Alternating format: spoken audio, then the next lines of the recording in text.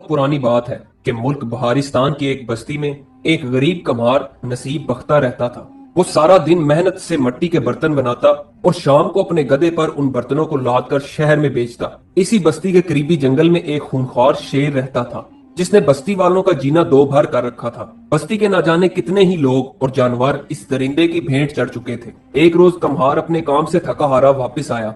थकन की वजह से इसने गधे को अस्तबल की बजाय सहन में ही बांध दिया और खुद सोने चला गया। दूसरी तरफ शेर जंगल में अपने शिकार की तलाश में अपने गार से बाहर निकला कि अचानक शदीद तूफान शुरू हो गया। तूफानी हवाएं इस कदर तेज थीं कि दरख्त अपनी जड़ों से उखड़ उखड़ कर गिर रहे थे। शेर शिकार को तो भूल गया और तूफान से बचने के लिए किसी छत की तलाश में भागा। उसे बस्ती के करीब एक पुरानी झोंपड़ी नजर आई जो कि गालिबन खाली थी। शेर इसमें दाखिल हो गया और वहीं सो गया। दूसरी तरफ तेज बारिश के शोर से कम्हार की आंख खुल गई और उसे अचानक याद आया कि इसने तो अपना गधा दरख्त के नीचे बांध दिया था। वो बेचारा तो बारिश में भीग रहा होगा। तो वो फौरन झोंपड़ी से बाहर निकला ताकि गधे को बारिश से बचाकर अस्तबल में ले आए। लेकिन जब वो सहन में दरख्त के नीचे पहुंचा तो देखा कि गधा गायब है और वहां सिर्फ एक जंजीर पड़ी हुई है। मालूम होता है कि मेरा गधा जंजीर खुलवाकर बारिश से बचने के लिए जंगल की तरफ भाग निकला है। लेकिन मुझसे बचकर जाएगा कहां? एक झोंपड़ी से निकलकर दूसरी झोंपड़ी में पनाह ले ली होगी। वो बारिश में ही गधे की तलाश में जंगल की तरफ रवाना हो गया। वो बारिश में भीगता हुआ एक ही तरफ चला जा रहा था। एक घंटा गुजरने के बाद वो एक वीरान झोंपड़ी के पास पहुंचा। आसमान पर वक्फे वक्फे से बिजली चमक रही थी जिसकी वजह से रोशनी पैदा हो रही थी। इसी रोशनी में उसने देखा कि दरवाजे के एक तरफ एक जानवर सोया हुआ है। कम्हार चिल्लाया, मिल गया मेरा गधा। अड़ियल यहाँ मजे से पड़ा सो रहा है। मैं जंगल में तुम्हारी तलाश में एक घंटे से मारा मारा फिर रहा था। दरअसल ये वही खूंखार शेर था जिसने बारिश से बचने के लिए इस झोंपड़ी में पनाह ली थी। कम्हार नसीब बख्ता ने अंधेरे की वजह से अपने गधे और शेर में कोई फर्क महसूस न किया और गुस्से की वजह से इसके सर और कंधे पर दो चार हाथ जड़ दिए। साथ ही छलांग लगाकर इसकी पीठ पर सवार हो गया। इस डर से फंदा सख्त किया ताकि रास्ते में कहीं भाग न निकले। साथ ही कम्हार चिल्लाया, बड़े जिद्दी और गाउदी किस्म के जानवर हो। तुमने जंजीर खोलकर भागने की हिम्मत कैसे की? अब तुम इतने दलेर हो गए हो कि घर से भाग निकलो और मैं तुम्हारे पीछे अंधेरे में टामक टोइयां मारता फिरूं। मेरी बात कान खोल कर सुन लो। आइंदा भाग निकलने की कोशिश की तो चारे में जहर मिला के खिला दूंगा। ये सुनकर शेर कांप गया और इसके औसान खता हो गए। इसने सोचा, अगर हुक्म अदूली करता हूँ तो ये कहीं मुझे वाकई हलाक न कर दे। बेहतरी इसी में है कि इसका हुक्म माना जाए। तारीक जंगल और बारिश में दौड़ते हुए शेर बहुत खौफजदा था कि ये मैं किस मुसीबत में फंस गया। उसे अपनी गर्दन में रस्से का फंदा बहुत ज्यादा मजबूत महसूस हुआ। आखिरकार वो जंगल के किनारे एक झोंपड़ी के सामने रुका। कम्हार उसे घर के अंदर ले आया और सहन में दरख्त के साथ जंजीर से आधी रात को बांध कर सोने के लिए अंदर चला गया। सुबह हुई तो बस्ती के लोग कम्हार नसीब बख्ता के घर के आगे से गुजरने लगे। अचानक उन्होंने दरख्त से एक कदम आगे शेर को जंजीर में बंधा हुआ देखा। सब हैरान और शशदर रह गए। ये खबर देखते ही देखते पूरे गांव में आग की तरह फैल गई कि कम्हार नसीब बख्ता ने जिंदा शेर को पकड़ा है। गांव वाले इसके घर के सामने इकट्ठे होकर शेर को देखने लगे और इसकी बहादुरी की बहुत तारीफ की। उन्होंने कम्हार नसीब बख्ता की दिलेरी की ज्यादा तारीफ इसलिए भी की क्योंकि ये शेर उनकी बकरियों और भैंसों को खा गया था। लोगों ने शेर को मारने की बहुत कोशिश की मगर हर बार नाकामी का सामना करना पड़ा। कम्हार नसीब बख्ता ने लोगों को बताया कि इसने कोई बड़ा काम नहीं किया, वो तो अपने गुमशुदा गधे को पकड़कर घर ले आया है। वो लोगों की बातें सुनकर ये बिल्कुल भी न समझ सका कि गधा शेर में तब्दील कैसे हो गया। लेकिन जब कम्हार ने अपने गधे की जगह वाकई शेर को बंधे हुए देखा तो वो खौफ से बेहोश होकर गिर पड़ा।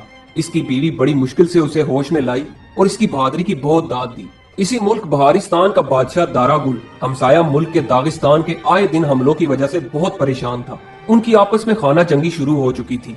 दागिस्तान का बादशाह औरंग शुजा बहुत ज्यादा ताकतवर था। वो बहारिस्तान का बहुत सा इलाका नाजायज तरीके पर अपने कब्जा में करना चाहता था।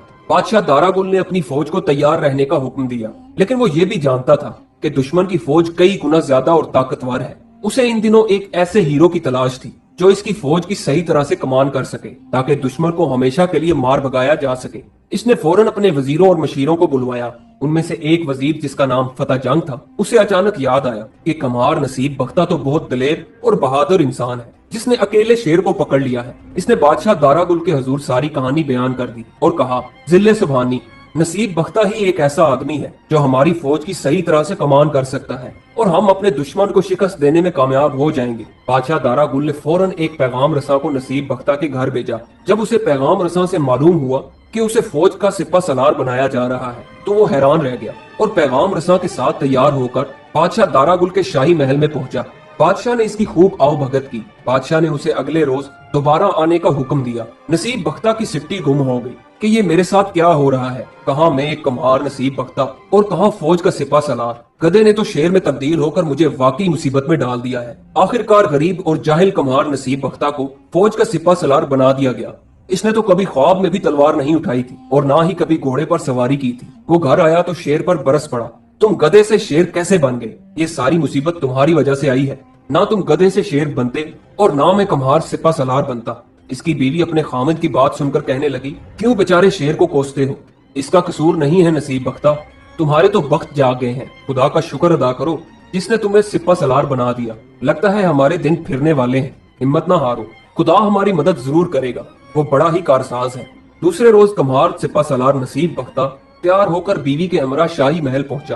بادشاہ داراگل اس سے مل کر بہت خوش ہوا، ان کی اچھی طرح سے خاطر مدارت کی۔ بادشاہ نے اسے فوج کی کمان سنبھالنے کا حکم دیا اور کہا، ہمسایہ ملک کا بادشاہ اورنگ شجاع جنگی تیاریوں میں مصروف ہے۔ وہ آئے روز ہمارے علاقے پر ناکام حملے کرتا رہتا ہے اور منہ کی کھاتا ہے۔ ہماری فوج بھی جنگ کے لیے تیار ہے، تم اس کی صحیح طور پر کمان کر سکتے ہو۔ کل صبح دشمن سپاہی ہماری طرف بڑھیں گے، تم فوج کے ساتھ مل کر دشمن کو چھٹی کا دودھ یاد دلا دو تاکہ وہ ادھر کا رخ دوبارہ نہ کر سکے۔ کمہار سپہ سالار نصیب بختہ اور اس کی بیوی کے رہنے کے لیے بادشاہ داراگل نے ایک شاندار مکان تیار کروایا۔ اس میں ایک استبل بھی تھا جس میں ایک طاقتور سیاہ گھوڑا اسے میدان جنگ میں لے جانے کے لیے تیار کھڑا تھا۔ کمہار سپہ سالار کو ساری رات نیند نہ آئی، وہ بہت پریشان تھا کیونکہ گھڑ سواری اسے نہیں آتی تھی۔ کمہار سپہ سالار نے سوچا، اگر میں گھوڑے سے نیچے گر گیا تو ہر کوئی مجھ پر ہنسے گا اور کہے گا کہ فوج کا سپہ سالار گھوڑے سے نیچے گر پڑا۔ میں الل صبح اٹھ کر گھوڑے پر سواری کرنے کی کوشش کروں گا۔ صبح ہوئی تو اس نے بیوی کو جگایا۔ وہ دونوں استبل میں گئے جہاں ایک خوبصورت گھوڑا بندھا ہوا تھا۔ سپہ سالار نصیب بختہ نے کہا، یہ گھوڑا تو بہت لمبا ہے، میں اس پر سواری کیسے کروں گا؟ اس کی بیوی نے مشورہ دیا، یہ میز گھوڑے کے قریب کر لو اور اس پر پاؤں رکھ کر اس کی پیٹھ پر سوار ہو جاؤ۔ کمہار سپہ سالار میز کی مدد سے گھوڑے پر چڑھنے کی کوشش کرنے لگا۔ کافی دشواری کے بعد وہ گھوڑے پر چڑھنے میں کامیاب ہو گیا۔ اس نے محسوس کیا کہ ذہن میں پھسلن بہت ہے۔ میرے دونوں پاؤں رکابوں کے ساتھ باندھ دو، کہیں ایسا نہ ہو کہ میں راستے میں ہی گر جاؤں۔ اس کی بیوی نے کہیں سے رسہ تلاش کیا اور خامد کے پاؤں کو رکابوں سے باندھ دیا، پھر رسے کو گھوڑے کے نیچے سے لے جا کر دونوں رکابوں کو ایک دوسرے سے باندھ دیا۔ کمہار سپہ سالار نصیب بختہ کی بیوی نے ایک کمال یہ دکھایا کہ اس نے خامد کی کمر کو رسی سے اچھی طرح لپیٹا اور اسے ذہن کے ساتھ باندھ دیا تاکہ وہ گر نہ جائے۔ کمہار نصیب بختہ نے کہا، اب میرے ہاتھ بھی گھوڑے کی گردن سے باندھ دو۔ منہ زور گھوڑا استبل سے باہر نکلنے کے لیے بےتاب تھا۔ اس سے پہلے کہ کمہار کی بیوی اس کی گردن سے رسا باندھتی، گھوڑا اچانک اچھلا اور باہر نکل گیا۔ اب صورتحال یہ تھی کہ کمہار نصیب بختہ گھوڑے کی پیٹھ پر ایک بوری کی مانند بیٹھا ہوا تھا۔ وہ صرف رسوں کی مدد سے نیچے گرنے سے بچا ہوا تھا۔ اس نے گھوڑے کی گردن کو مضبوطی سے پکڑ رکھا تھا۔ وہ خدا سے گڑ گڑا کر دعا مانگ رہا تھا، اے میرے خدا، تو نے مجھے کمہار سے فوج کا سپہ سالار بنا دیا۔ اس ملک کی حفاظت اور میری عزت تیرے ہاتھ میں ہے۔ میں تو ایک جاہل اور گنوار انسان ہوں، اپنی مہربانی سے میری مدد فرما اور مجھ کمزور انسان کی جان بھی بچا دے۔ سیاہ گھوڑا بڑی تیزی سے گلیوں میں بھاگ رہا تھا۔ اس نے شہر کی طرف جانے والے دروازوں کو اپنے سموں سے توڑ پھوڑ دیا اور کھلے کھیتوں کی جانب نکل گیا۔ اس نے ندیوں اور باڑوں کو پار کیا۔ اب سپہ سالار کمہار کا گھوڑا میدان جنگ کی طرف آ گیا اور دشمن کے خیموں کی طرف بڑھنے لگا۔ اسے پتا چل گیا تھا کہ گھوڑا کس طرف جا رہا ہے۔ اس نے گھوڑے کو روکنے کی بہت کوشش کی مگر بے سود۔ جب کمہار نصیب بختہ کا گھوڑا ایک درخت کے قریب سے گزرا تو اس نے درخت کی ایک شاخ پکڑ لی۔ وہ اس طرح سے گھوڑے کو روکنا چاہتا تھا۔ کمہار نصیب بختہ نے درخت کی شاخ کو اس زور سے پکڑا کہ درخت کی موٹی شاخ ٹوٹ کر اس کے ہاتھوں میں آ گئی۔ بھاگتے بھاگتے اس نے اگلے درخت کو بھی ایسے ہی پکڑا، اس کی بھی شاخ اسی طرح ٹوٹ کر اس کے ہاتھ میں آ گئی۔ دشمن کے خیموں کے باہر ایک سپاہی کھڑا یہ منظر دیکھ رہا تھا۔ اس نے اپنے دشمن کی جانب سے ایک گھڑ سوار کو دیکھا جو اپنے ہاتھوں سے درختوں کو توڑتا ہوا بڑی تیزی سے ان کی طرف بڑھ رہا تھا۔ وہ سمجھ گیا کہ یہ وہی سپہ سالار ہے جس نے زندہ شیر کو پکڑا تھا اور اب اس نے حملہ کرنے کی غرض سے ہماری طرف بڑھتے ہوئے درختوں کی شاخوں کو توڑنا شروع کر دیا ہے۔ اگر اس نے ہمیں بھی درخت کی شاخوں کی مانند توڑنا شروع کر دیا تو سپاہیوں کی ہڈی پسلی ایک ہو جائے گی۔ معلوم ہوتا ہے کہ سپہ سالار کوئی معمولی آدمی نہیں ہے، وہ ضرور کوئی دیو ہے۔ سپاہی خوفناک منظر دیکھ کر زور زور سے چلانے لگا۔